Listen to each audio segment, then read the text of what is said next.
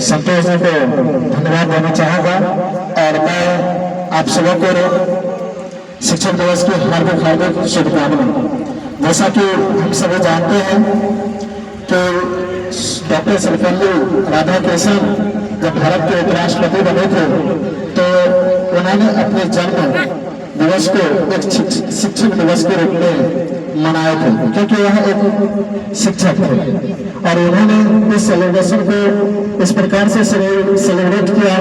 आज पूरे भारतवर्ष में बड़े ही धूमधाम से इस दिवस को मनाया जाता है।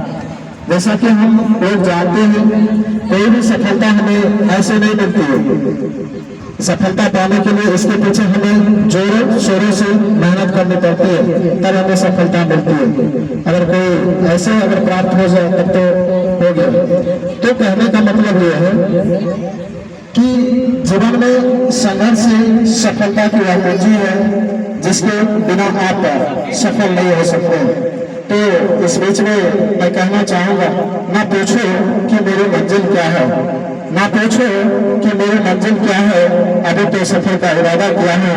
ना हारों का हौसला यही उम्र भर, ये किसी और से नहीं खुद से वादा किया है, खुद से वादा किया है। और मैं कहना चाहूँगा कि जीवन में आगे बढ़ने के लिए बहुत सारी रुकावटें होती हैं। उन रुकावटों से हमें कैसे निकलना होता है, इसी को हमें सीखना होता है। और सीखने और सिखाने की सिलसिला पूरी जिंदगी चलती रहती है। जब तक हम लोग पढ़ाई ध्यान से नहीं करेंगे तो फिर हमें सही फल नहीं मिल पाएगा। जिस प्रकार से एक किसान जमीन में बीज बोता है और बोने के बाद उसकी अच्छी तरह से देखभाल, समय समय पर पानी, समय समय पर खाद, तब जाकर के वह हमें एक अच्छा सा फल देता है। उसी प्रकार से मेरी पढ़ाई है। यदि हम पढ़ रहे हैं तो हम अच्छी तरह से मेहनत नहीं करेंगे, इसका देखरेख नहीं करेंगे, अगर हम इधर उधर के बहकावे में आ जाएंगे तो फिर जिस प्रकार से कभी कभी आप देखेंगे फसल में ठोला हो जाता है, उसी तरह हमारी जिंदगी भी एक ठोला के समान हो जाएगा।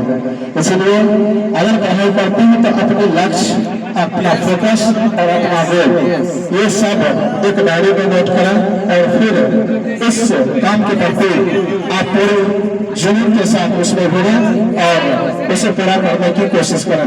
बहुत सारी रुकावटें आएंगी, लेकिन उससे हमें निपटना कैसे है, उससे हमें आगे कैसे निकलना है, इसी चीज को हमें अच्छी तरह से सीखना पड़ेगा।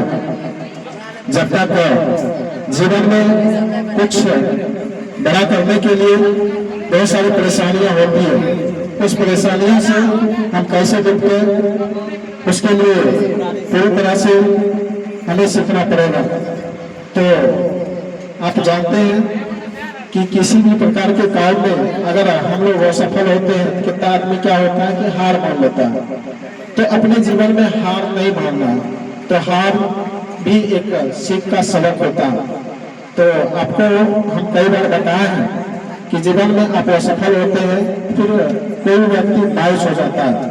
तो कहावत है, कहा भी जाता है, असफलता एक चुनौती है, असफलता एक चुनौती है, इसे स्वीकार करो। असफलता एक चुनौती है, इसे स्वीकार करो। क्या कमी रह गई, इसे स्वीकार करो। जब तक सफल ना हो, नींद चैन को त्यागो तुम, संघर्ष का मैदान छोड़कर मत भागो तुम। कुछ किए बिना जय जयकार नहीं होती, जय जयकार नहीं होती, कोशिश करने वाला की कभी हार नहीं होती, कभी हार नहीं होती। फिर कहना चाहूँगा कि आप सीखने के लिए तो कहीं से भी सीख सकते हैं और जीवन भर सीखने का ही और सिखाने का ही काम चलते रहता है।